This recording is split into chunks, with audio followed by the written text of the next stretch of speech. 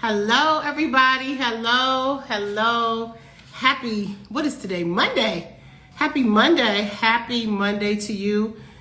I am live here at the Talk About You platform. Hello, I'm going to wait just for a few of you to come in.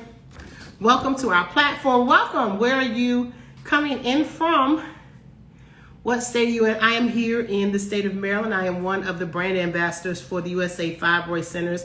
This is a place where we share our experiences and our knowledge to help you. We help you talk about everything, all things uterus, all things you, and specifically, we are here to help every woman and make you informed and confident about your health care decisions. So welcome, New York City. Hello, Georgia. Hello, how y'all doing? Hello, I know we have one of our coaches in here. We have someone from Arizona. One of our coaches is here, Coach Ella. Hello, Queens, New York. How are you? Hey, Heidi, all the way from Miami. Hello, hello, hello. I'm so happy to have each of you. We have an exciting show for you tonight. Hello, Texas. All my exes live in Texas. No, I'm just kidding.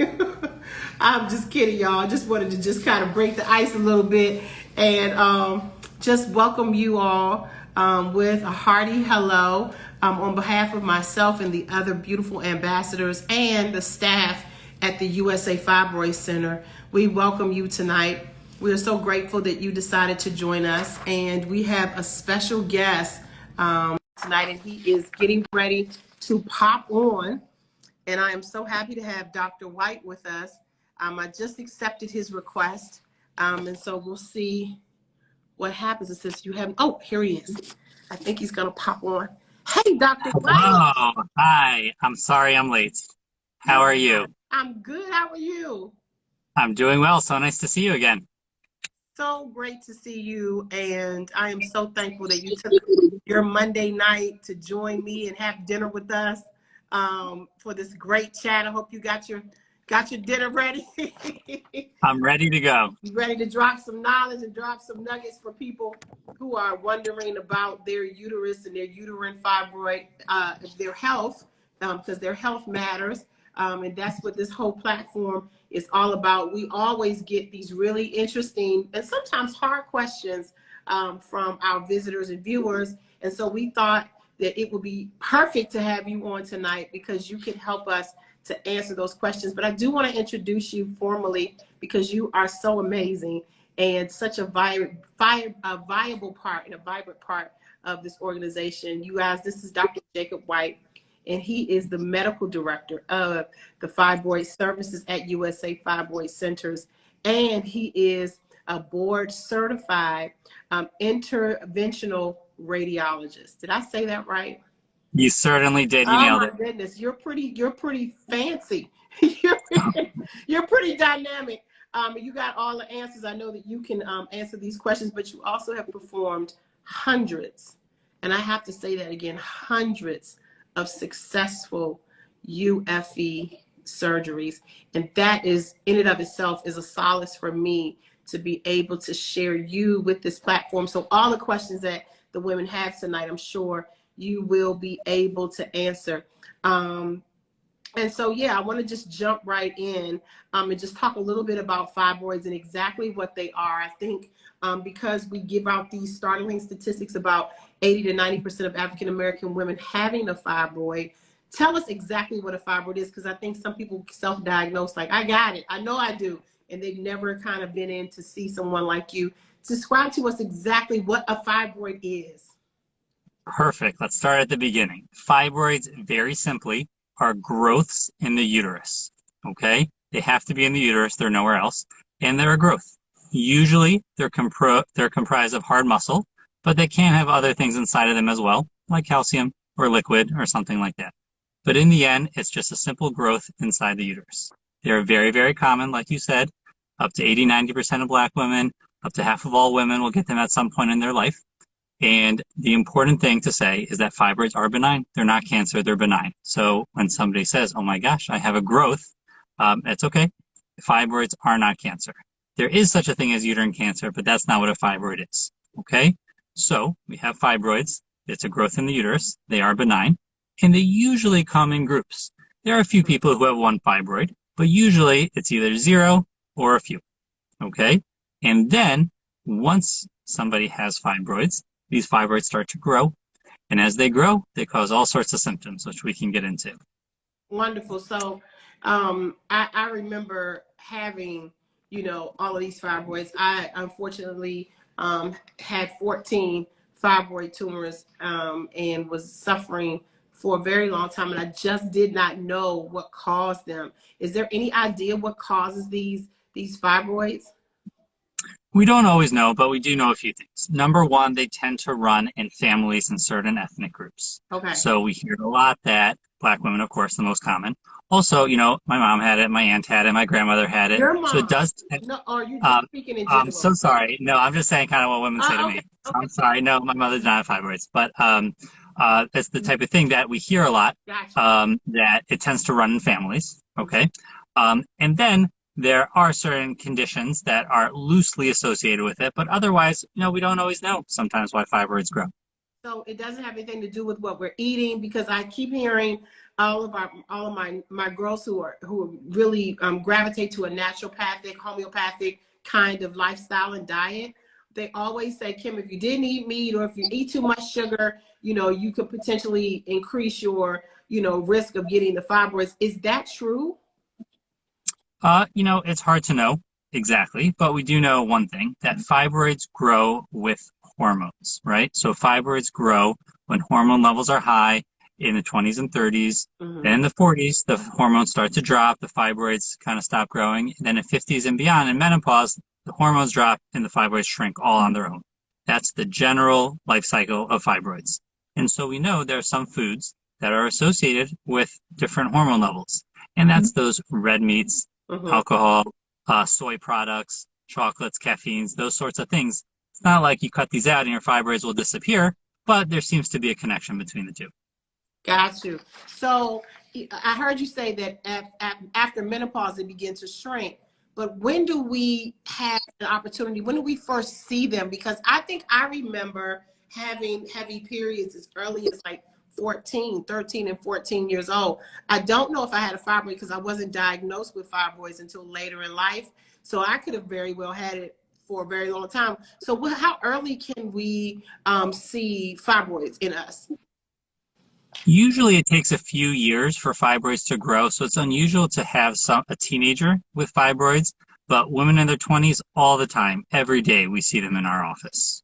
Also, the symptoms will happen as the fibroids grow. So there's no fibroids, then eventually the fibroids start to grow, but they're so small that they don't cause problems, but it's entirely possible that there are teenagers walking around with fibroids, absolutely. Wow. And so say you have your period as early as, early teens, it could take you several years before you would see a fibroid. So you wouldn't actually, as soon as you start your period, you get a fibroid, you have to kind of grow into it. Is that what I'm hearing? Yeah, the fibroids take a few years to grow. Got you. Okay, because I just wanted to know, because I do know that we have a younger demographic of women who are inboxing us, asking us questions, and they're wondering, I'm 21 years old.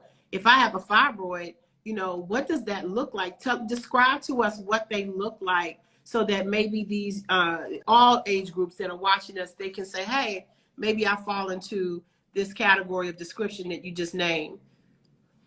All right. So like I said before, a fibroid is a growth in the uterus. And generally, symptoms, what you'll feel, will come down to one of two things. Either bleeding symptoms or what we call bulk-related symptoms. Bleeding is easy. Fibroids tend to cause heavy menstrual bleeding. Okay? That's it. Too many days, too many pads per day, however you want to describe it, but too much bleeding, more than typical. That's number one. Number two, when we talk about bulk symptoms, as the fibroids grow, they start pushing on things. They can push on the bladder, and then you'll pee a lot. They can push on your back and cause back pain. They can push on a nerve that goes down your leg and cause leg pain, constipation, all sorts of different symptoms. As the fibroids grow, they kind of push on things, which makes it harder to diagnose because they can push on anything. So there are so many different symptoms that can be caused by fibroids. So it's just real simple. If you think you might have fibroids, if you think you have one of these symptoms, simply get it checked out. An ultrasound is quick and easy to do. We can do it in the office. We can see, do you have fibroids? Do you not have fibroids? Wow. So you said a few symptoms, which I thought interesting: heavy bleeding, frequency in urination, some pelvic pain. Is that correct? Um, Those are the big ones. Yep. those are the big ones. I found that I had some clotting too. Or is that as a result of the fibroid when you see the clots in your when you have your period? Yeah, we definitely see that a lot. Clots are, of course, blood, it's bleeding, and then it doesn't come out right away, so it forms a clot before it comes out. But yes, we see Oh, that a lot with fibroids. got you. So we, I think that I'm wondering because I'm getting so many questions that are coming through that I'm trying to catch all of them. As we are, as we're getting all of these messages in. So how soon should a woman go and get checked out for fibroids if she's experiencing any of these things? Should she wait, a certain amount of time? Because I heard you say even as, early when you start off a period early, you need to wait a few years. So is that the same thing if you have any of these symptoms, or should you go in immediately? What do you suggest? Well, fibroids are not an emergency, but there's no age that's too aged to be screened for fibroids. Okay. It really goes, we don't treat a number, we don't treat a picture, we don't treat an ultrasound picture, or we don't treat an age number. We treat a patient. And if there's a patient who has an issue, then we'll look at the patient, investigate it, and see what we can do. So there's no age cutoff, but it's so easy to get screened. Just quick ultrasound, and you can see if you have fibroids or not. Got you. Yeah, I think that's interesting because I'm listening to I'm looking at these comments on Dr. White, and people are asking me so many questions about different procedures. We specialize in one particular procedure that you actually have had success with, hundreds, as your bio reads, of successful UFE, uterine fibroid embolization procedures that have been, successfully done. Tell us a little bit about our procedure. Talk to us, and before I actually let me backtrack. There are women who are on here who I want to really encourage to get a consultation before they even get to a procedure. Tell us how that consultation goes, because for some reason, Dr. White, everyone that we're talking to right now, maybe about 50% of them won't call in for a consultation and have these symptoms. They won't take the steps to call in and just find out the truth. Why do you think that is? What is it? There's a little bit of a stigma around fibroids. These types of things are things that we don't talk about socially as much, and we should. We should. I wish there wasn't a stigma. I don't know. I don't have the best answer for that question, but for whatever reason, it's just not talked about. People don't want to talk about it, or they feel awkward about it, or something like that, or they're hiding something. There's no reason to. Fibroids are really common. They're not, they're treatable. I don't know, but that's part of what we're doing here. That's what we do at Fibroid Fighters and USA Fibroid Centers, everything we can to get the word out. So more and more people are talking about it. Yeah, so there are some people on here who are talking about their hormone levels. This is off the record because I do want to get into how the treatment that we offer here. But is there any way to manage and maintain hormone levels until they can get, seen by a doctor? Is there anything they can do at home, or is it something that needs to be regulated by a physician? There's not really something you can do at home, aside from what we said, some other diet things. There's not a lot of hormone regulation you can do at home. There are a whole slew of medications, such as birth control pills, an IUD, a Lupron shot, all these sorts of things that can try to kind of trick the fibroids into thinking there's different hormone levels and try to shrink them down and stop the bleeding and that sort of thing. Those are more temporary fixes. They're not something that can, it's not something that you can do forever, but those are kind of more temporary solutions to fibroids. Those are hormone levels. In terms of permanent solutions for fibroids, it's one of two things. It's surgery, which is removing the fibroids, or embolization, which is shrinking the fibroids. That's what it comes down to. And surgery, it's a big deal. Cut a patient open, remove fibroids or remove the whole uterus. So just the fibroids, that's called a myomectomy. Removing the whole uterus, that's called a hysterectomy. But that's a big surgery. There's a big scar in the hospital a day or two. You're recovering for a few weeks. It's a big surgery. And so more and more we've gone over to this procedure called embolization, UFE, uterine fibroid embolization, which is a great way of managing the fibroid symptoms. It's much, much easier than surgery. There's no cutting, no scars, just one little injection, either in the arm or the leg. A little tube goes on the inside, a little catheter. You don't feel any of that. We've given you medicine to relax, and we inject all the fibroids, cut off the blood flow to the fibroids, and kill the fibroids. It's a permanent solution for the fibroids. Oh, I'm sorry. I went too fast. Go for it. Yeah, No, questions. wait a minute. I got to back up because I heard you say 3 different procedures to remove fibroids. And I think that's so interesting because oftentimes we go into our GYN and we're only given the one, which is the one I was given, which is the hysterectomy. So let's talk a little bit about, you said there's a myomectomy, which I know 2 of our ambassadors had. Then a hysterectomy, which 2 of our ambassadors have had. And then we have the UFE, which 1 of our ambassadors has had. So all of us kind of run the gamut. Can you just tell us a little bit about the myomectomy and some of, I know you said that in addition to the scarring and the long period of time that you're out of work, but can you tell us a little bit about the myomectomy versus the hysterectomy, and then why we choose the UFE embolization? Because that, if I had known about the UFE, I would definitely would have, you know, made that choice. Right. Okay, sure. So let's start all the way at the other end, which is hysterectomy. It's just removing the uterus, okay? And there are different ways to do surgery. There's what's called open surgery, which is a big scar, open you up, and just scoop out everything we want out. That's a hysterectomy, okay? There's also what's called laparoscopic or minimally invasive surgery, which is still major surgery. There's still general anesthesia with a breathing tube. There's still several scars on your belly, and it's still just removing the uterus. That's the hysterectomy. We try to do not to remove the uterus. We don't want to remove the uterus if we don't have to. So sometimes, if there's only a couple fibroids, a myomectomy can be done. So myomectomy is removing just the fibroids. We leave the uterus inside and scoop out just the fibroids. And if there's only 1 or 2 fibroids, if they're more on the outside of the uterus, that's much easier to do than a hysterectomy. But like you said, you had 14 fibroids. It's hard to cut into the uterus 14 times and then sew that whole uterus back together. That's very, very difficult. And so myomectomy is not as straightforward as it seems, and that's why often a hysterectomy is done. Those are the surgery options. Uterine fibroid embolization is very different. It's done in the office, not in the hospital. It's not done under general anesthesia, just a little bit of twilight sleepy medicine. There's no cutting, no scars, just a tiny needle hole. And then the patient walks out the door after an hour or 2. There's no cutting, no scars. Yep, about an hour or 2. There's a bunch of cramps, pelvic cramping afterwards for a few days. That's the fibroids dying. And we would give them medicine to get them through it. But after a few days, the patient goes back to work.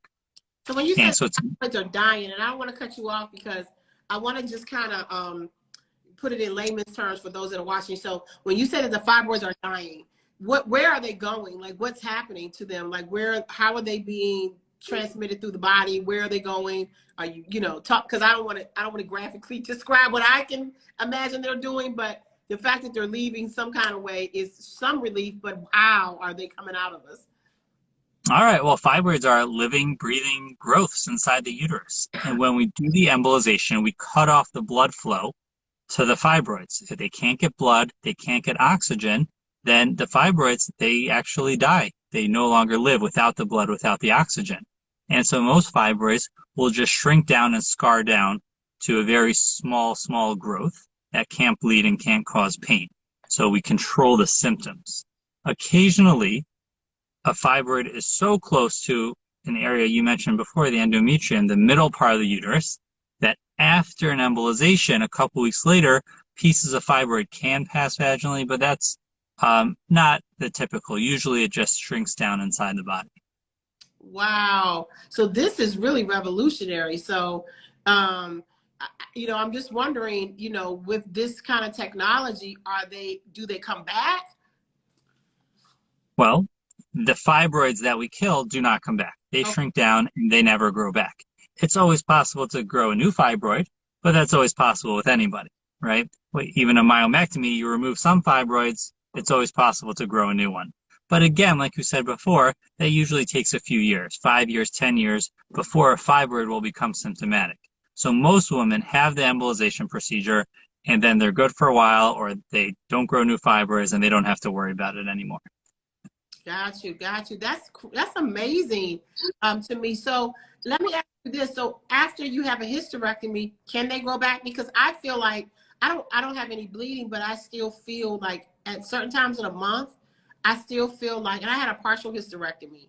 I feel very what's the word I'm looking for? Almost like I'm having a period, like premenstrual, like a PMS. Like I'm moody. You know, I'm crampy. I just feel like my body is still kind of going through the motions because I still have. If I had a partial hysterectomy, I still have my uterus is gone, but the Ovaries. yeah, the ovaries are still here. All right. So if your ovaries are still there, you still have all the natural hormones, and you can still have a lot of those symptoms, right? So it doesn't. So yeah, Okay. that's exactly right. Mm-hmm. And that's typical. And we try to leave the ovaries inside. We don't want to remove the ovaries if we don't have to. So usually a hysterectomy, we try to leave the ovaries behind. And then if you had a partial hysterectomy and there's still some uterus there, it's possible to grow a fibroid in the remaining uterus. And then the other piece, well, yeah, any uterine tissue can grow a fibroid. So a partial hysterectomy can grow a fibroid. Complete hysterectomy cannot. And then the last piece is with a hysterectomy, there's a bunch of scarring inside, and things are sticking to each other and pulling on each other. And that's what scars do. And that can also cause some pain down the line. Uh-huh. Because I even still have some bloating, Dr. White.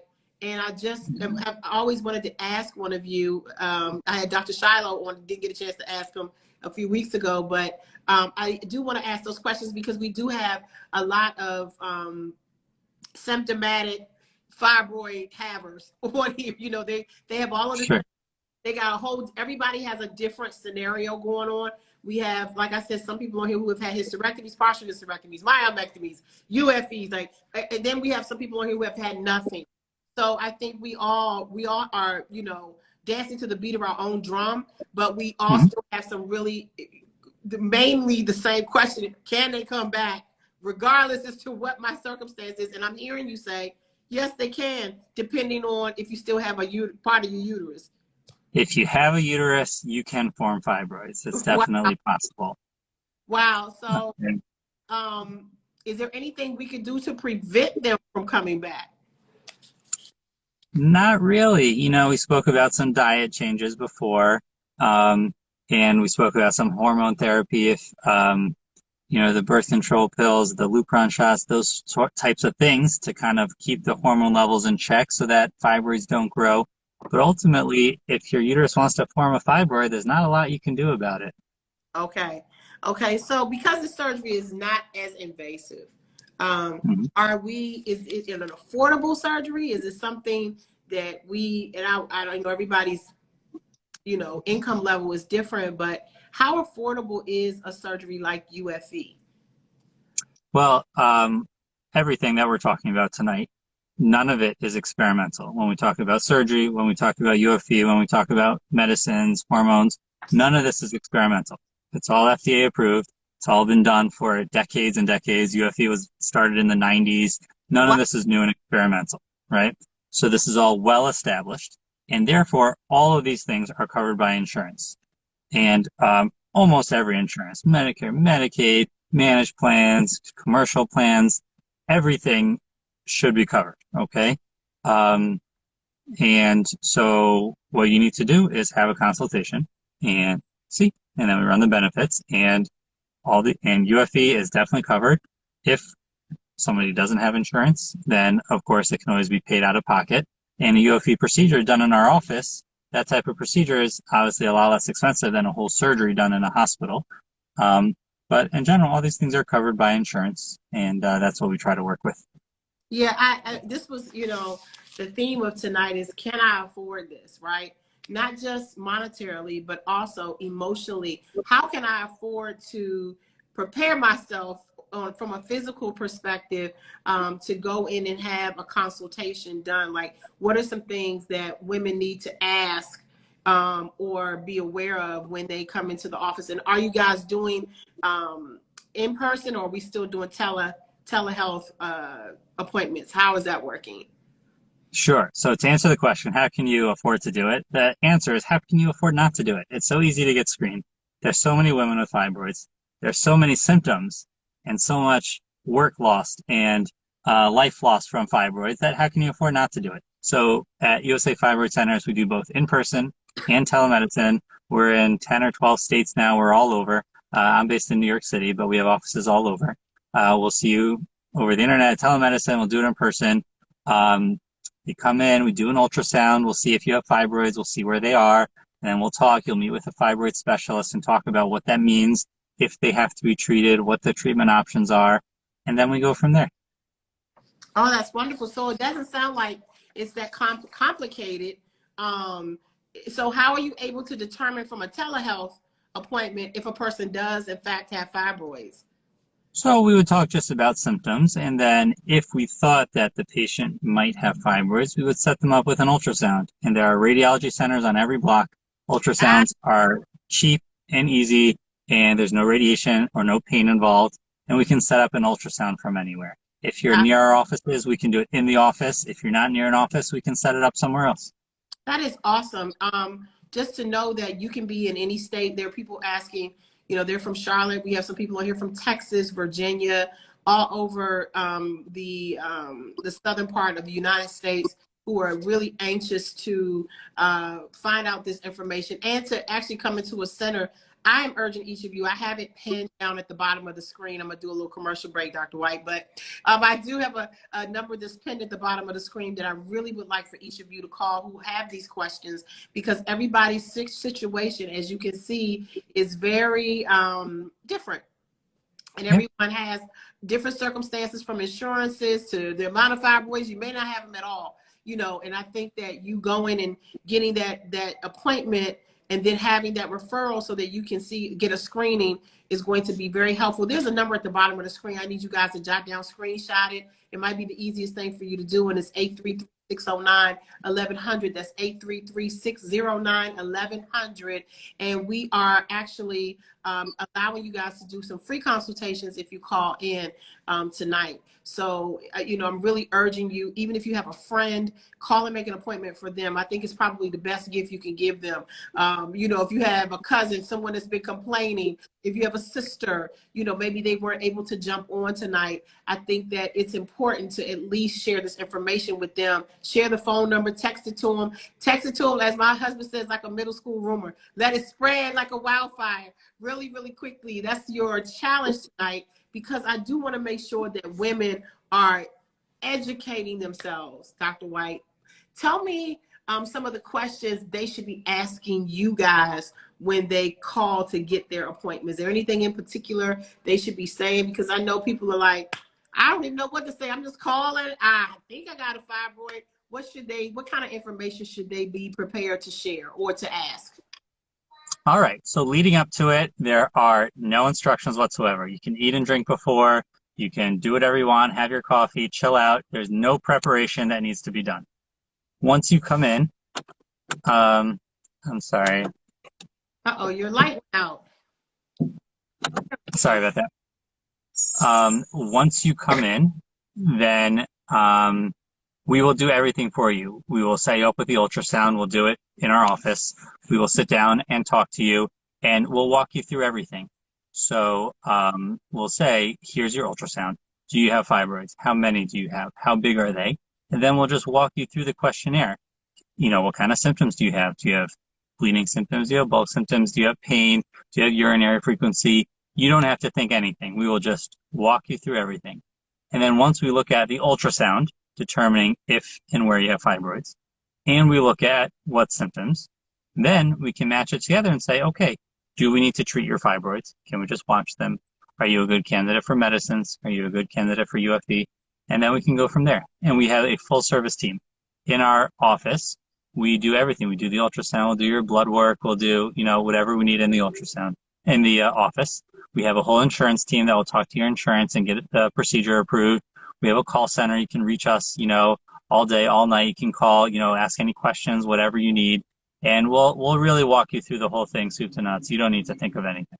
Oh, I love that. That's so refreshing, because there are a lot of women who say, I just saw a woman say that her copay was really expensive and she was worried about that. I had some other people thinking that their insurance would not cover a procedure like this. And it's good to know that you guys will do what you can to ensure Absolutely. the insurance company will approve it, because that's very important, because that could be a life-altering circumstance for someone, you know, to go through this, you know, another couple of years till you figure it out while you're suffering in silence, I think is really unfortunate. So ladies, listen, before you have all of these pessimistic thoughts, just call. Just give us a call and let us see what we can do to help you and to at least steer you in the right direction, because I think that that is going to be half the battle. I think, you know, just kind of knowing your options is going to be helpful, because I didn't know I had any options, Dr. White. I really didn't. I thought the only way to remove the fibroid was through a hysterectomy, and I feel so bad about that, because I'm a person who does research. Like, you know, I have 2 or 3 degrees. Like, what the heck? You know, so it's not even about an educational thing. It's really about, you know, accessibility. I didn't have any access. I had no idea. I didn't even know to ask. You see what I mean? Like, I didn't even say, can I get a second opinion? You know, or is there another procedure that we can do? Like, I just did not know this. And none of my friends talked about it. None of my close. I mean, I have the same friends that I've had for 30 years. I mean, is this a conversation that we should be having with our friends? I mean, I know what you're going to say, but I'm just trying to help somebody on here, Dr. White. Yeah, I think we do have to start talking about it more. I mean, this is something that's so common. It causes so many symptoms. Of course, we should be getting the information out there and talking about it more, and hearing about all the treatment options, because what's right for one person might not be right for another, or, you know, just figuring out what's right for you. And the beauty about uterine fibroid embolization is once you do it, women are really happy with it. Over 9 out of 10 women are happy and would have chosen it again. Not only that, if for whatever reason you're not happy, you can always go on to have the myomectomy or hysterectomy later. It doesn't preclude that. And so we need to be doing more embolizations, because there are hundreds of thousands of hysterectomies being done in this country every year. And for a benign condition, it's just really not necessary. Yeah. And what is that recovery time like? Because I know you're really pushing the UFE. I am encouraging the UFE, because everyone that I know who has had a UFE is really happy with their results. What's the recovery time? And generally, it's about 5 days. About 5 days of some pelvic cramping, maybe a little bit of nausea, and we'll prescribe some medicine to get the patients through it. It's not the end of the world, but they're uncomfortable for a few days. Just relax at home, take the medicine, and after about 5 days or so, the cramps go away, and that's when they start to get back to their life. Within 2 weeks, they are fully 100% back to all activities. Oh, that's fantastic. Because let me tell you something, Dr. White, I was so tired of wearing black every day, and, you know, just going through pads and depends, and it had just gotten really bad, getting, you know, iron infusions and blood transfusions. It had gotten really bad for me, Dr. White, and I just could not take it anymore. Can people, I think my biggest apprehension for having the surgery, I have a couple, but one of them is that knowing I could never have a baby after a hysterectomy. Couldn't have any more children. I was done at that point, and I was so sad about that, and my hormones made me feel bad and all that. Do you still go through some hormonal changes with the UFE, and can you still have children after a UFE? Usually there are no hormonal changes after. It's mostly just a week to, 2 weeks it's gone of the cramps and everything like that. And yes, you can have children after UFE. That's no problem. You do want to wait 6 to 12 months, let everything heal, let the fibroids shrink down, let your uterus get back to normal. Because as the fibroids are shrinking, then those first couple of periods can be a little unusual, early or late or heavy or light, or kind of your body and your uterus getting used to its new life. But then after that, it is perfectly healthy and perfectly acceptable to go on and have children. That's no problem at all after the UFE. Now, how soon after the UFE can you have sex? So what we do is we do the UFE, and then we have a post-op visit around 2 to 3 weeks later afterwards. And then it's at that visit, if the patient is feeling good, and they almost always are. So at about 2 weeks later, then we say, okay, physical and sexual activity is allowed. Sometimes they come back 2 weeks, they say, you know what, I still have a little cramps. Then we say, okay, wait another week or two. But in general, it's about 2 or 3 weeks. Then you're back to all physical and sexual activities. Okay, so there's somebody asking, is it UFV or E? It's UFE, and that is short for uterine fibroid embolization. And this is the procedure that we specialize here at the USA Fibroid Centers. This is a non-surgical procedure that Dr. White is describing to you that they will bring you into the office. You don't have to go under the knife. They are shrinking the fibroids, and that's what we're actually describing now is the procedure that is revolutionary, you guys. And again, it's not brand new. It's been happening for over 20 years. It is FDA approved, so it's not anything that they're doing. They're not using you as their guinea pigs. Like, this is something that we have been doing for a very long time. I am just getting my knowledge about it in the last 2 years because I'm a brand ambassador over the last 2 years. But my goal is to educate as many women as I can, Dr. White, on my platform, because I think that it's very important that women know that they do have this option, and that they don't have to go under the knife and they have to miss work. There are some questions about locations because women are really anxious to know, how can I get in on this? Tell us, I know one of your big locations is New York. Where else are you located? If you could just kind of rattle off a few states. Sure, you go to USA Fibroid Centers, you'll see everything you mentioned before: Texas and Virginia, New York, New Jersey. We're in Atlanta, we're in Florida. Maybe missing one or two others. Philadelphia. Illinois, Philadelphia, absolutely. Yeah, Dr. Shiloh in Philadelphia, Illinois, Chicago area. You're coming to DC soon. We're coming to DC soon. We already have someone in Virginia. We're already in Virginia. So yeah, we're always expanding. We're all over. And like I said, we're happy to do a telemedicine visit to kind of see if it's right for you. And we have people that travel. If they don't have in their city or state, they can come and we can do a telemedicine initial evaluation. If they want the UFE, they can come and spend a couple days, have the procedure, and then go back home. We've done that before too. That's awesome. That is awesome. Wow, this has been so informative. And I know that there are some questions your doctor may ask. It says, and I think that these questions are these questions that we should be sharing with them, Dr. White, that Cheryl gave us, because I want them to be able to have this list of questions that so they can be prepared. Let me take a look at them. I think these are pretty general. These are pretty general questions that, yeah. And it's basically the doctors are going to ask you, how long you've had your symptoms and what kind of symptoms you're having and things like that. So it won't be an interview that you will fail, okay? This won't be like a test you'll fail. These will be questions that you'll be able to readily answer. So I do really want to stress the importance of calling the number at the bottom of the screen. For those of you that are coming in, welcome to the USA Fibroid Centers. I'm Kimberly King, one of the brand ambassadors, and this is our dear friend and one of our amazing doctors here, Dr. White, who many of you, if you are interested in getting the UFE procedure, that's uterine fibroid embolization procedure, he may possibly be your doctor. And we know that you'll be in good hands because, as I described before, he has done hundreds of uterine fibroid embolization procedures that have been successful, all of which have been successful. And, everyone has had great results.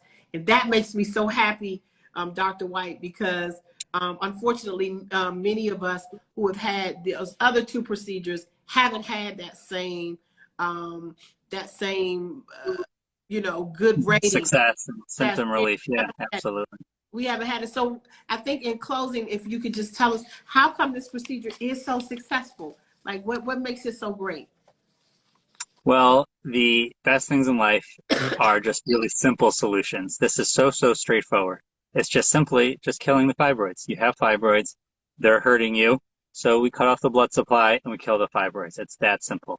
And the procedure is very simple, very elegant. It's done in 20, 30, 40 minutes in our office. No cutting, no scars. The procedure is easier than surgery. The recovery is easier than surgery. It's really just a simple, elegant solution. It's a great way to control the fibroid symptoms. Awesome. Awesome. Listen, you have been such a joy and so informative. I mean, just a wealth of knowledge. Thank you so much, Dr. White, for spending the evening with us.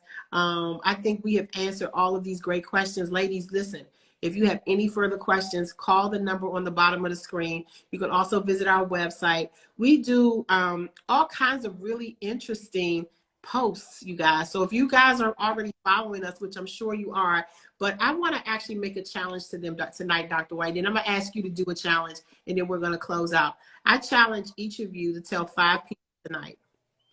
Screenshot this and to send this to 5 people and ask them, do you think you have a fibroid?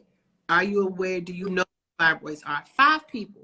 5 people. This is how information spreads like a wildfire by simply utilize. There's been over 100 people on here throughout the live, and then Dr. White, people come back and watch it.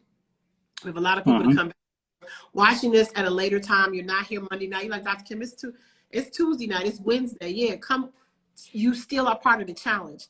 5 people. I need you to get 5 people and text them tonight. Screenshot this and say, listen, I just watched this really incredible, interesting live with this doctor and this girl.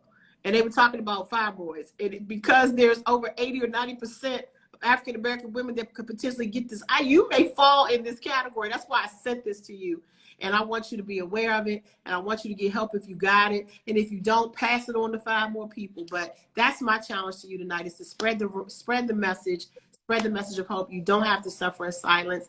We are talking about you, your uterus, and that means the world to me. Dr. White, would you like to leave them with any closing remarks or any challenges so that they can carry on this mission? I love your challenge. That's, everything that we're trying to do. And look, we already said 70–80% of women have fibroids. So if you text 5 people, chances are 3 or 4 of them, by the numbers, will have fibroids, as crazy as that sounds. So that's an awesome, awesome challenge. And then the next step is reaching out to us and getting help. And it's really easy. Go to the website, call the number, and reach out to us, and we can help you along your fibroid journey and get you better and get you feeling better, treat your fibroids, and you'll see it's not so hard, and we'll get you through it.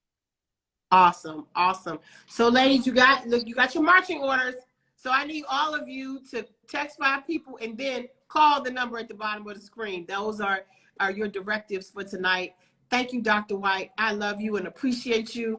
And please tell Dr. Yan and Lady Yan I said hello. And I am so grateful for all that they're doing, and the staff at the at the USA Fibroid Centers. Tell everybody I say hello from Washington.